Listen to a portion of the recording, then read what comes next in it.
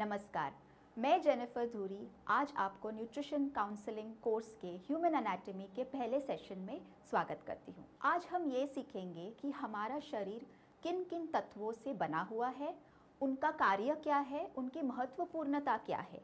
इसके बाद हम ये भी सीखेंगे कि हमारा जो मस्तिष्क है उसका कार्य क्या होता है और हमारे शरीर में उसकी क्या महत्वपूर्णता है। हमारे शरीर यानी मनुष्य के शरीर के बारे में जानना बहुत ज़रूरी है, क्योंकि अगर आप न्यूट्रिशन फील्ड के गहराइयों में जाते हैं तो हमारे कौन से महत्वपूर्ण अंग हैं इनके बारे में जानना बहुत ज़रूरी है और उनका हमारे शरीर में क्या क्या कार्य है इनके बारे में भी सीखना बहुत ज़रूरी है।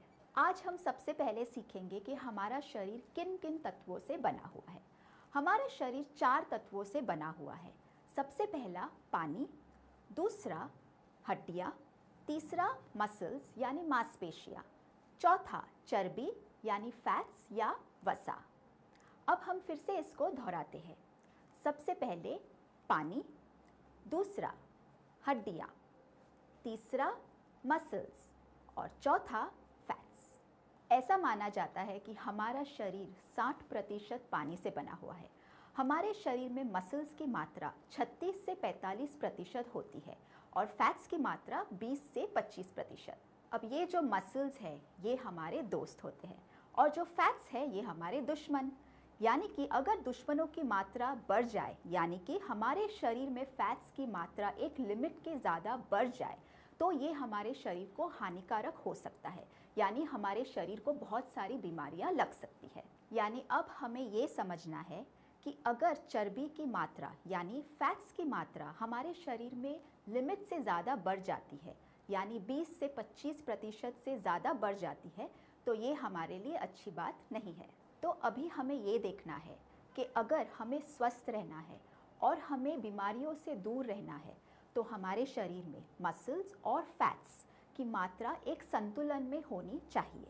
अगर हमारे शरीर में मसल्स और फैट्स की मात्रा यानी कि उसका संतुलन सही है तो हमारे शरीर को बीमारियों से बचने में आसानी होती है। आजकल ये देखा जाता है कि लोगों में फैट्स की मात्रा बहुत ज़्यादा है।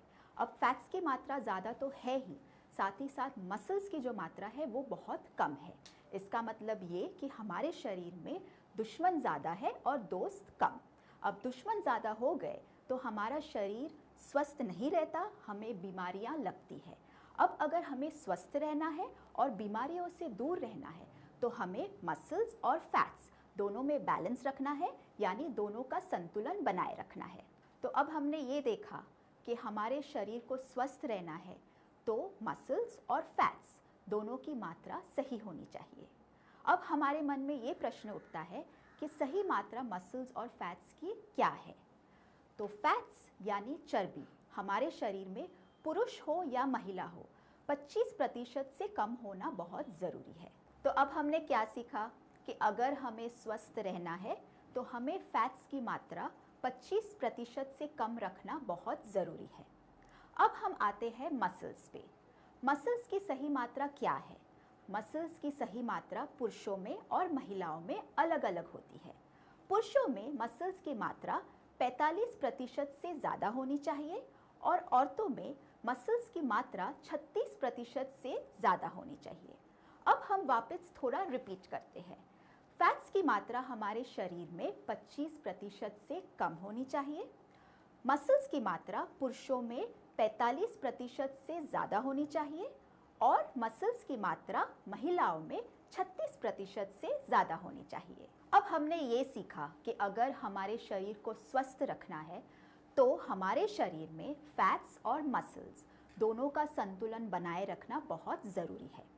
हमने ये भी सीखा कि हमारे शरीर में फैट्स और मसल्स दोनों की मात्रा क्या होनी चाहिए। अब इस मात्रा को सही रखने के लिए हमारे आहार में से हमें कुछ महत्वपूर्ण तत्व लेना बहुत ज़रूरी है। 1 प्रोटीन्स, 2 विटामिन्स, 3 मिनरल्स और 4 फाइबर। अगर हमारे शरीर में इन तत्वों की कमी होती है तो हमारे शरीर का संतुलन बिगड़ सकता है, हमें बहुत सारी बीमारियां भी हो सकती है और हमारा जो फैट्स है और मसल्स है इनका संतुलन बिगड़ सकता है। अब इन तत्वों के कमी के कारण ना ही हमारे स्वास्थ्य पे असर होता है बल्कि हमारे बालों पर भी उसका असर होता है। इन तत्वों की कमी के कारण हमारे बालों की जड़ें कमज़ोर हो जाती है और कमज़ोर जड़ें मतलब बालों का झड़ना। अब हमें सबको पता है कि हमें बहुत शौक है कि हमारे बाल काले हो, घने हो और सुंदर हो। अब इसे कैसे बनाए रखें? तो इन चारों तत्व यानी प्रोटीन्स, विटामिन्स, मिनरल्स और फाइबर, इनका सेवन रोज़ करना ज़रूरी है। तो आज इस ह्यूमन एनाटॉमी के सेशन में हमने ये सीखा है कि हमारे शरीर में फैट्स और मसल्स दोनों का संतुलन बनाए रखना बहुत ज़रूरी है।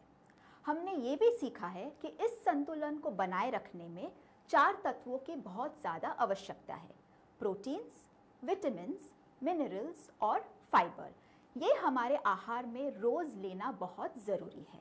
अब आज के इस ह्यूमन एनाटॉमी के सीरीज़ में आगे बढ़ते हुए हम हमारे ब्रेन या मस्तिष्क के बारे में सीखेंगे और उसकी हमारे शरीर में भूमिका क्या है इसके बारे में जानेंगे। ब्रेन ये हमारे शरीर का सबसे महत्वपूर्ण अंग है। ब्रेन ये हमारे शरीर के ऊपरी भाग यानी सिर में स्थित होता है। ब्रेन ये हमारे शरीर के सारे क्रियाओं का नियंत्रण और नियमन करता है, मतलब कंट्रोल और रेगुलेशन। आइए अब हम इसे थोड़ा और आसान करते हैं। जैसे कंप्यूटर में सीपीयू होता है, ये सीपीयू अपने कीबोर्ड से इंफॉर्मेशन लेता है यानी आदेश लेता है, फिर उसे प्रोसेस करता है और जो आउटपुट है उसे मॉनिटर पे दिखाता है। इसी प्रकार ब्रेन हमारे शरीर का सीपीयू है। ब्रेन हमारे शरीर के विभिन्न अंगों से सेंसरी इंफॉर्मेशन लेता है यानी सेंसरी आदेश लेता है, उसे प्रोसेस करता है और अगले क्षण में मुझे क्या रिस्पॉन्स देना है इसके लिए तैयार करता है। अब मैं आपको एक आसान सा उदाहरण देती हूँ। मानो कि मेरे हाथ ने कोई गर्म चीज़ छू ली है, तो मेरा हाथ मेरे दिमाग को एक सेंसरी इंफॉर्मेशन देता है। मेरा दिमाग इस इंफॉर्मेशन को प्रोसेस करता है और मुझे ये कहता है कि मुझे वहाँ से मेरा हाथ तुरंत हटा देना चाहिए। आइए अब हम ब्रेन ऑर्गन डेवलपमेंट यानी मस्तिष्क के विकास के बारे में कुछ और जानते हैं। मस्तिष्क का विकास माँ के गर्भ में ही शुरू हो जाता है। रिसर्च से ये देखा गया है कि नवजात शिशु का 70% ब्रेन डेवलपमेंट माँ के गर्भ में ही हो जाता है, यानी जन्म से पहले ही हो जाता है। पहली तिमाही यानी फर्स्ट ट्राइमेस्टर से तीसरी तिमाही तक यानी थर्ड ट्राइमेस्टर तक सबसे ज़्यादा ब्रेन डेवलपमेंट होता है। जन्म से लेकर 2 साल तक 15% ब्रेन डेवलपमेंट होता है और 2 साल से 6 साल तक 90% ब्रेन डेवलपमेंट हो चुका होता है। आज हमने इस ह्यूमन एनाटॉमी के सेशन में जो जो सीखा है उसकी कुछ मुख्य बातों को दोहराते हैं। हमारा शरीर 4 तत्वों से बना हुआ है। सबसे पहला पानी, दूसरा हड्डियाँ, तीसरा मसल्स यानी मांसपेशियाँ, चौथा चर्बी यानी फैट्स या वसा। हमारे शरीर को स्वस्थ रहना है तो मसल्स और फैट्स दोनों की मात्रा सही होनी चाहिए। फैट्स की मात्रा हमारे शरीर में 25% से कम होनी चाहिए। मसल्स की मात्रा पुरुषों में 45% से ज़्यादा होनी चाहिए और मसल्स की मात्रा महिलाओं में 36% से ज़्यादा होनी चाहिए। ब्रेन ये हमारे शरीर के सारे क्रियाओं का नियंत्रण और नियमन करता है, मतलब कंट्रोल और रेगुलेशन। रिसर्च से ये देखा गया है कि नवजात शिशु का 70% ब्रेन डेवलपमेंट माँ के गर्भ में ही हो जाता है, यानी जन्म से पहले ही हो जाता है।